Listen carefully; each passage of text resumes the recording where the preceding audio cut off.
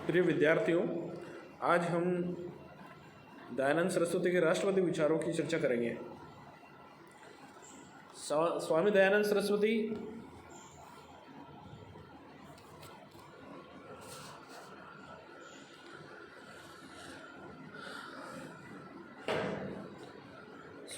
सरस्वती के जो राष्ट्रवादी विचार थे वो भारतीय संस्कृति के गौरव और भारतीय अस्मिता का शंखनाद करने वाले थे। उन्होंने भारतीय राष्ट्रवाद को वैचारिक संबल प्रदान किया। उन्होंने वेदों की ओर लौट चलो का नारा देकर के भारतीय जनमानस में राष्ट्रीयता के प्रति गौरव के भावों का संचार किया। उन्होंने सामाजिक जीवन में विद्यमान कुरीतियाँ, अंधविश्वासों, विघटनकारी प्रवृत्तियों का विरोध कर भारतीय समाज को जागरूक करने में बहुत ही निर्णायक भूमिका निभाई। दयानंद के चिंतन में अंतर्निहित राष्ट्रवादी तत्वों को यदि हम क्रम से बताते हैं तो पहला है भारतीय गरिमा का उद्घोष। स्वामी दयानंद सरस्वती ने भारतीय गरिमा का उद्घोष किया। उन्होंने ये प्रतिपादित किया,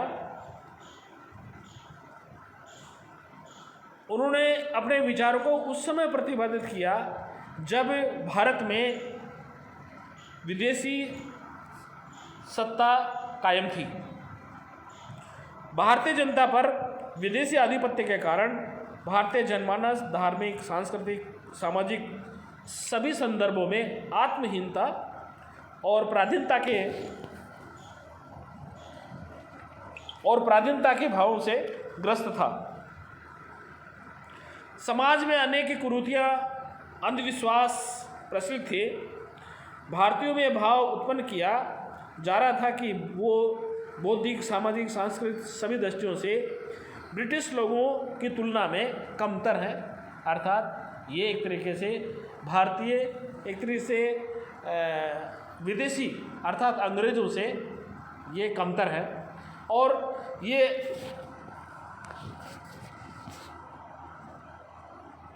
कहा जाने लगा कि ये भारतीय जो है ब्रिटिश लोगों के लिए ऊपर भार है। जैसे एक समय कहा जाता था ब्रिटेन में कि काले लोग, अंग्रेज लोग जो है वो काले लोगों पर शासन करने के लिए बने हैं और ये काले लोगों की जिम्मेदारी है कि वो उनको सुशिक्षित करें, सुसंस्कृत करें और एक तरीके से ये एक तरीके से अंग्रेज़ों का एक तरीके से दायित्व है कि काले लोगों को वो सभ्य बनाएं।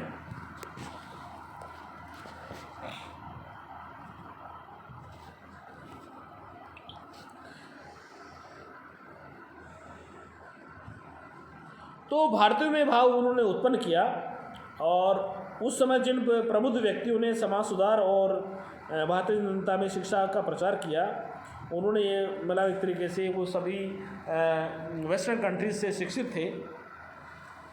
दयानंद ने वैदिक ज्ञान और वैदिक मूल्यों की सर्वोच्चता और उत्कृष्टता का उद्घोष करके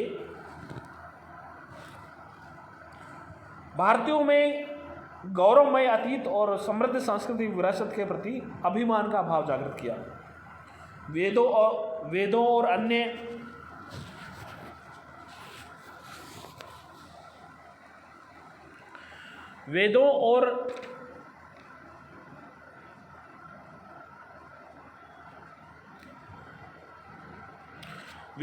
भारतीय गौरव ग्रंथों की प्रामाणिक और वैज्ञानिक व्याख्या करके दयानंद ने भारतीय जनता को यह मार्ग सुझाया कि अंधविश्वासों, असमानताओं और रूढ़ियों से मुक्त तथा उदार मानवीय मूल्यों पर आधारित सामाजिक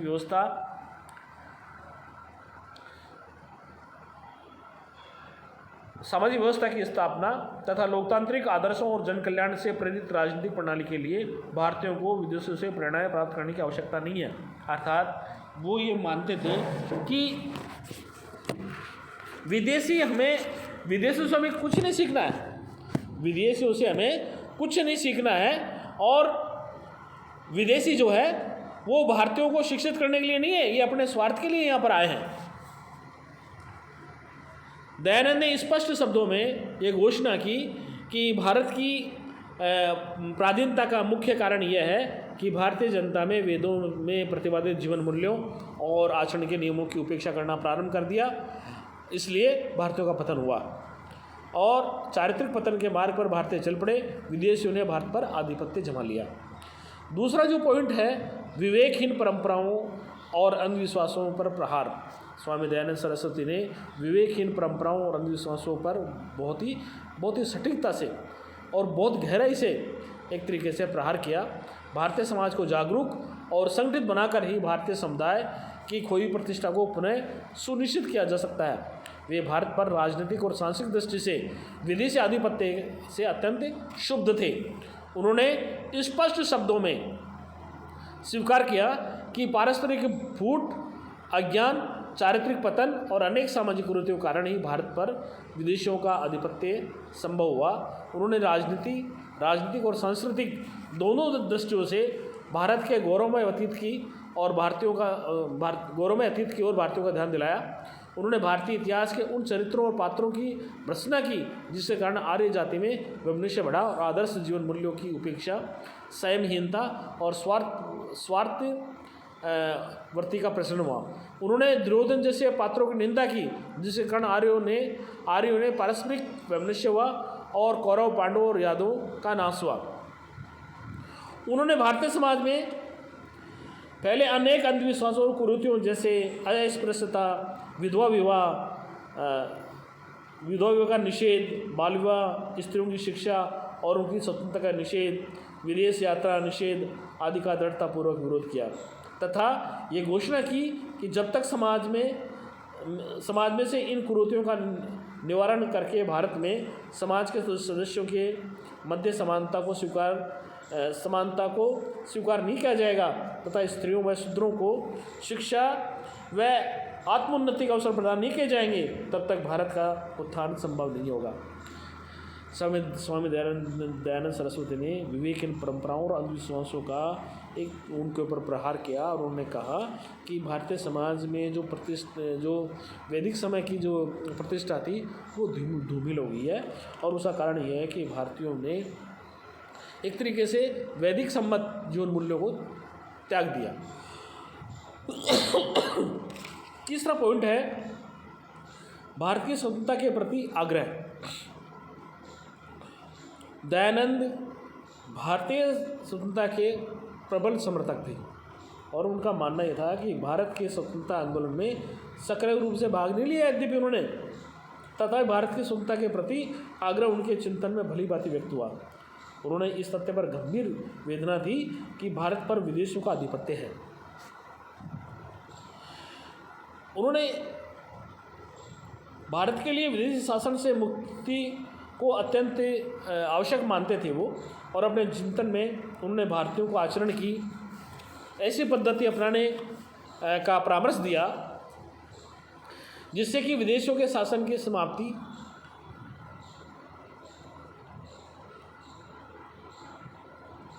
हो तथा भारतीय अपने विषय का निर्धारण स्वयं करने में समर्थ हो।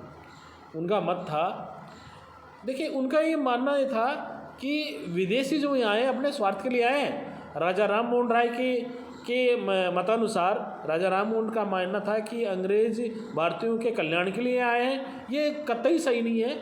और उनका मानना था कि अंग्रेज अपने स्वार्थों के लिए आए हैं और हमारे यहाँ से कच्चा माल लेकर के और वहाँ का तैयार माल यहाँ बेचते हैं। तो राजा राम मोहन राय से वो सहमत नहीं थे कि ब्रिटिश संपर्क भारत के लिए वरदान सिद्ध हुआ है। उनका मत था कि व्यवहार में ब्रिटिश शासन भारत के लिए हर दृष्टि से अकल्याणकारी सिद्ध हुआ है। उन्होंने कहा कि विदेशी शासन का भिन्न भाषा, पृथक शिक्षा प्रणाली तथा जीवन पद्धति के प्रति स्वाभाविक आग्रह था। अतः विदेशी आधिपत्य के कारण भारतीय जीवन मूल्यों और आचरण की प्रणाली को निश्चित रूप से क्षति पहुंची। दयानंद ने कहा कि यदि विदेशी शासन के अधीन तात्कालिक दृष्टि से लाभ भी प्राप्त हो तो भी विदेशी शासन को स्वाधीनता की तुलना में श्रेष्ठकर नहीं माना जा सकता है। उन्होंने कहा विदेशी शासन भले ही मतांतरों के पूर्वाग्रह से मुक्त हो, पक्षपात शून्य, दयालु, कल्याणकारी, न्यायशील हो, तब भी वह सुखमय नहीं माना जा सकता है। चौथा जो पॉइंट है विदेशी शासन की भावना पर बल, स्वदेशी की भावना पर बल। दयानंद ने भारतवासियों में पश्चिम सभ्यता के अंधानुकरण की प्रवृत्ति की तीव्र भर्त्सना की। उन्होंने कहा कि हमें पश्चिमी सभ्यता का अनुकरण नहीं करना चाहिए। उनका ये भी मत था कि स्वदेशी मूल्यों, स्वदेशी शिक्षा पद्धति, स्वदेशी वस्तुओं को छोड़कर विदेशी वस्तुओं के पीछे भागने की भारतीयों की जो प्रवृत्ति है, भारतीय जनता की मानसिक दास्ता को इंगित करती है। दयानंद ने इस संदर्भ में कहा कि ब्रिटिश लोगों की प्रशंसा की कि वह स्वयं स्वदेशी के प्रति पूरी तरह समर्पित हैं। वो अपने देश में निर्मित वस्तुओं को ही खरीदना पसंद करते हैं, इसलिए वे लोग ब्रिटिश लोग स्वदेशी के प्रति पूरी तरह से समर्पित हैं। उन्होंने कहा कि ब्रिटिश लोग अपनी जाति की उन्नति के लिए तन मन धन से समर्पित हैं, इसके लिए उद्योगशील रहते हैं, रहन सहन, वेशभूषा आदि की अपनी पद्धति को नहीं छोड़ा। उन्होंने इस बात के लिए भी यूरोपीय लोगों की प्रशंसा की कि उनमें बाल विवाह प्रचलित नहीं है, बिना किसी भेदभाव के बालकों और बालिकाओं की शिक्षा के अवसर प्रदान किए जाते हैं। विवाह आदि विषयों में पुरुष और स्त्री दोनों के आत्मनिर्णय के अधिकार का सम्मान किया जाता है। यहाँ पर जाति व्यवस्था नहीं है, भारतीय में जाति प्रथा का लेकर के भेदभाव है। तो उन्होंने भारतीयों का आह्वान किया कि वे विदेशी वस्तुओं का प्रयोग करें, स्वदेशी वस्तुओं का प्रयोग करें, स्वयं की जीवन पद्धति, मूल्यों को, प्रणाली को महत्व समझें और उनका समुचित सम्मान करें और उसका अनुसरण करें। पांचवा पॉइंट है सामाजिक एकता के माध्यम से राष्ट्र की एकता पर बल। स्वामी दयानंद ने भारतीय समाज में विद्यमान विघटनकारी प्रवृत्तियों का उन्मूलन कर सामाजिक जीवन को संगठित करना चाहते थे। इस शक्ति का राष्ट्र निर्माण के कार्य में सार्थक प्रयोग किया जा सके। उन्होंने इस बात से शोभ था कि भारतीय समाज में स्त्रियों और अस्पृश्य समझे जाने वाले लोगों को सक्रिय सामाजिक जीवन की मुख्य धारा से अलग थलग पटक दिया है। यानी कि समाज के दो बड़े वर्ग, स्त्रियां और अस्पृश्य, ये समाज से कट करके बिल्कुल अलग हो गए हैं और इनकी तरफ ध्यान नहीं दिया गया है। इसलिए आवश्यकता इस बात की है कि भारतीय समाज को यदि अपना उत्थान करना है तो इन दोनों वर्गों को साथ लेकर के चलना होगा। और परिणाम स्वरूप स्त्रियों और दलित वर्ग आत्मोन्नति के अवसरों से भी वंचित है, सामाजिक उन्नति में भी अपनी पूर्ण सामर्थ्यता का उपयोग नहीं कर पा रहे हैं। उन्होंने भारतीय समाज में विद्यमान छुआछूत की प्रवृत्ति के उन्मूलन पर बल दिया ताकि समाज में समता की स्थापना हो सके।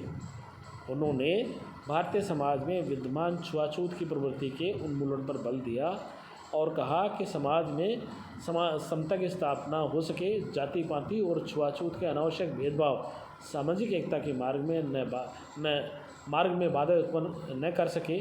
दयानंद ने स्त्रियों की स्वतंत्रता और शिक्षा प्राप्त करने के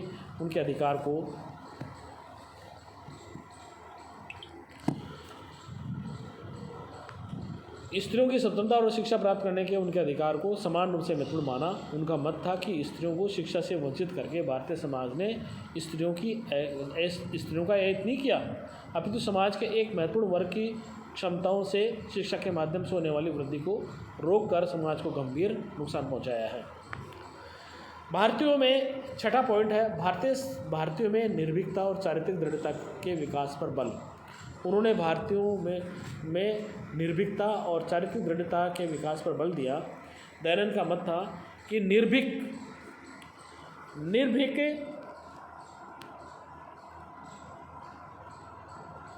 और चारित्रवान नागरिक ही सुदृढ़ राष्ट्र का निर्माण का आधार बन सकते हैं। उनका मत था कि भारतीयों का चारित्रिक पतन ही राष्ट्र की अवनति और अंततः विदेशी आधिपत्य का कारण बना है। दयानंद ने न्याय के हित में निर्भीकता और दृढ़तापूर्वक संघर्ष करना, शक्तिशाली से शक्तिशाली अन्यायकारी का भी निर्भीक होकर प्रतिकार करना मनुष्य का अनिवार्य चारित्रिक गुण माना।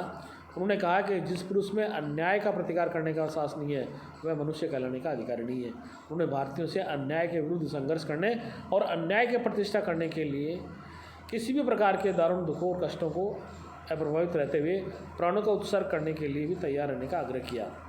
दयानंद ने विचारपूर्वक असत्य का प्रत्याग और सत्य को स्वीकार करने की तत्परता, अपने ही सम्मान करके सुख की कामना तथा न्याय की प्रतिष्ठा और अन्याय के उन्मूलन के प्रति समर्पण को चारित्रवान नागरिकों के लिए आवश्यक गुणों के रूप में मान्यता प्रदान की। लास्ट में उन्होंने कहा कि हिंदी भाषा का प्रयोग करना जरूरी है। यदि भारतीयों को एक सूत्रता में बांधना है तो हमें, भले ही कई भाषाएं बोली जाती हो हमारे यहाँ, लेकिन हिंदी राष्ट्र को एक तरीके से वो राष्ट्र को एकता के भाव में बांधती है। इसलिए हमें अधिक से अधिक अंग्रेजी भाषा के स्थान पर हिंदी भाषा का प्रयोग करना चाहिए। क्षेत्रीय भाषाओं में व्यक्ति अपनी बात करें, किंतु जहाँ देश की एकता की बात आए तो हिंदी भाषा बोलने पर उन्होंने बल दिया। श्योम की जो मातृभाषा गुजराती होते हुए भी उन्होंने संस्कृत के प्रकांड पंडित होते हुए भी उन्होंने अपने व्याख्यानों और संदेशों को देश के कोने कोने में पहुंचाने के लिए हिंदी भाषा का प्रयोग किया। उन्होंने सत्यार्थ प्रकाश सहित अपने महत्वपूर्ण ग्रंथों की रचना सरल हिंदी भाषा में की थी। ये थे दयानंद सरस्वती के राष्ट्रवादी विचार। धन्यवाद।